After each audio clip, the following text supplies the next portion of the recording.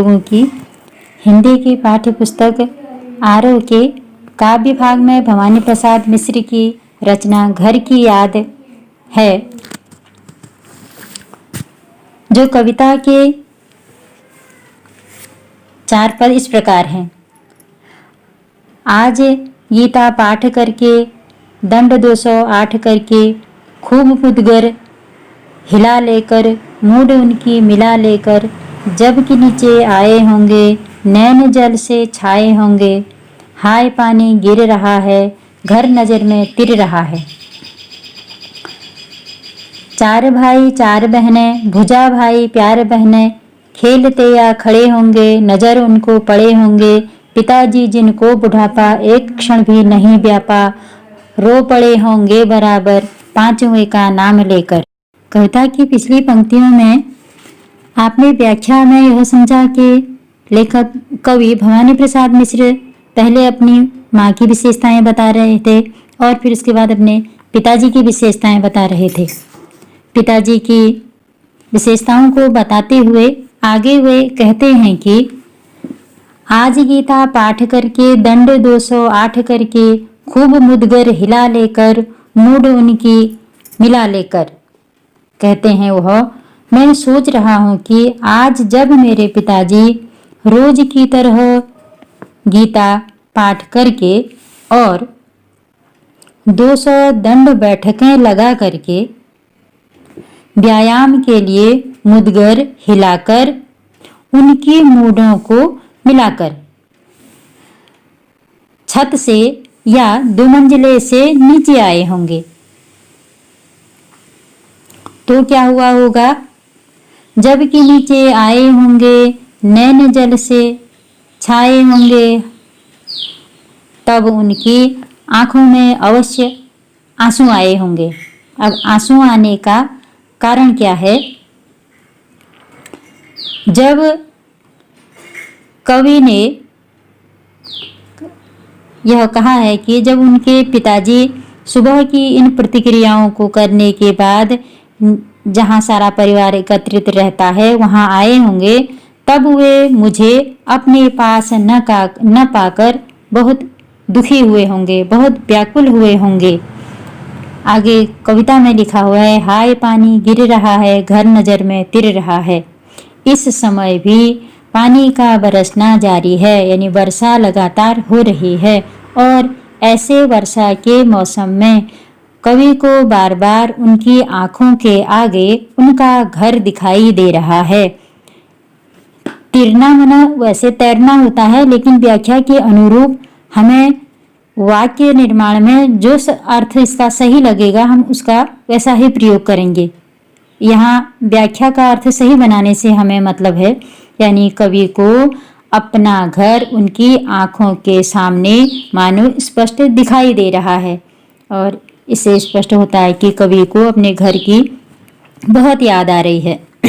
बच्चों, इस कविता की भाषा सरल है, यानी विशुद्ध हिंदी है, व्यवहारिक। कविता की शैली सहज, प्रवाहपूर्ण और अनुभूतिपूर्ण है। रस इसमें करुण है और करुण रस के साथ साथ श्रृंगार रस का जो दूसरा वात्सल्य वियोग एक रस होता है वह है इसमें। जब पिता पुत्र भाई बहन एक दूसरे से दूर हो जाते हैं तो वहाँ वात्सल्य वियोग रस होता है। यहाँ भी वही है, क्योंकि कवि अपने परिवार से दूर है, साथ में करुण रस भी है और वात्सल्य वियोग श्रृंगार रस भी है। कविता छंदबद्ध है। आप देखते होंगे पढ़ते समय तुकबंदी चल रही है। जैसे कविता की पहली 2 पंक्तियां, आज गीता पाठ करके दंड 208 करके। कविता की जो पहली और जो दूसरी पंक्ति है उसमें करके करके शब्द आने से तुकबंदी हो रही है। अगर यह कविता कोई गाए, इसको संगीत के साथ सजाए तो गाई भी जा सकती है। इसलिए हम कह सकते हैं कि कविता छंदबद्ध है, लयबद्ध है और गेय है, गाई जा सकती है। अलंकार इसमें आए हैं। घर नजर में तिर रहा है, तो र वर्ण की आवृत्ति हो रही है। और इसके अलावा दंड 260 करके यहाँ द वर्ण की आवृत्ति हुई है और स वर्ण की आवृत्ति हुई है, इसलिए अनुप्रास अलंकार। साथ ही साथ में बिंब विधान भी है, नजर में तिरना या घर नजर में तिर रहा है, घर नजरों में तैर रहा है। बिंब विधान इसलिए है क्योंकि कवि को अपना घर अपनी आंखों के सामने तैरता हुआ दिखाई दे रहा है। इसको दृश्य बिंब विधान या चक्षु बिंब विधान भी कहते हैं। बिंब विधान तो दो प्रकार के होते हैं, दृश्य बिंब विधान और श्रव्य बिंब विधान। और एक प्रकार का और बिंब विधान होता है स्पर्श बिंब विधान, जिसको हम कह देते हैं स्पर्श करके वह हमको पता लगता है। 4 भाई 4 बहनें, भुजा भाई प्यार बहनें। कवि कह रहे हैं कि मेरे 4 भाई और 4 बहनें घर पर हैं। मेरे भाई भुजा के समान सहयोगी, कर्मठ और बलशाली हैं, जबकि मेरी बहनें, कवि कह रहे हैं, प्यार की सागर हैं। यानी कवि ने अपनी बहनों को प्यार का प्रतीक माना है और अपने भाइयों को शक्ति का प्रतीक माना है। इसीलिए भाइयों के लिए कहा है सहयोगी, कर्मठ और बलशाली, और बहनों को प्यार का पारावार अर्थात प्यार का सागर। पारावार में होता है सागर या समुद्र, ऐसा कवि मानते हैं। खेलते या खड़े होंगे, नजर उनको पड़े होंगे। पिताजी के बारे में ही यह सब बातें बता रहे हैं।